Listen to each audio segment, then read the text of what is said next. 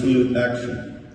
I propose a resolution to fortify our party platform by unequivocally denouncing the atrocities of communism and advocating for robust anti-communist education across Oklahoma's schools.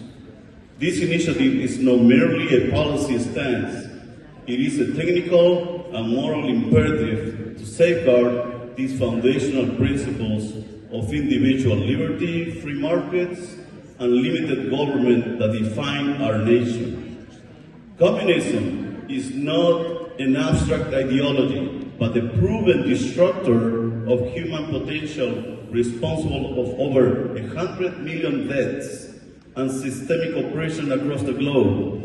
From the Soviet Union gulags, where dissenters were silenced through forced labor, to Mao's cultural revolution, which eradicated cultural heritage and caused mass starvation, communism's track record is one of unrelenting devastation. Its mechanisms, like centralized control, suppression of free speech, and erasure of personal property, directly contradict the decentralized, liberty-driven systems that we have propelled American prosperity.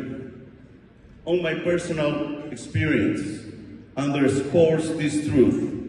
In Peru, during the 1980s and the 1990s, I witnessed Marxist terrorism tear at the fabric of our society. My own grandparents faced persecution for refusing to bow to collectivist demands, a testament to communism's intolerance for individual conviction. The chaos it inflicted, such as economic collapse, social distrust, and widespread suffering, still remains a stark warning of its consequences.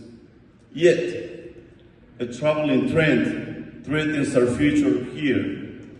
A 2021 poll revealed that 30% of our young Americans view communism favorably. A statistic reflecting the insidious that 30% of our young Americans view communism favorably.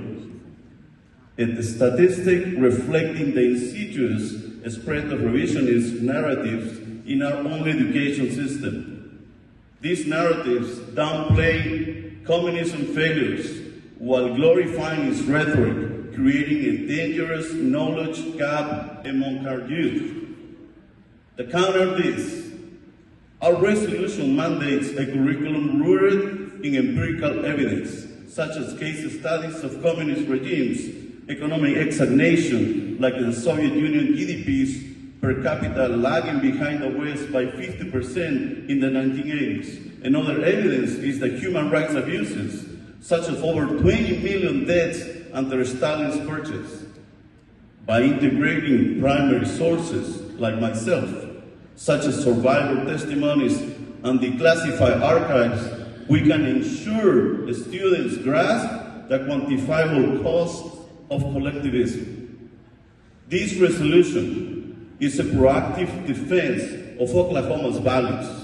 It leverages education as a tool to inoculate future generations against ideological subversion, reinforcing the superiority of free market systems which have been always lifted billions out of poverty globally, and even reinforcing individual liberties, which also empowers innovation and self-determination. By adopting this measure, we position Oklahoma as a leader in preserving the intellectual and moral framework that underpins American exceptionalism.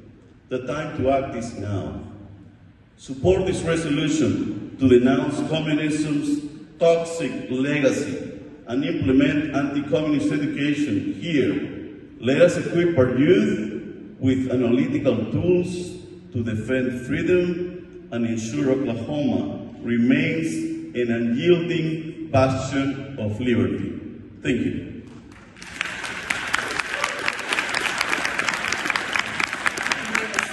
Brian Hobbs, K County, I second that.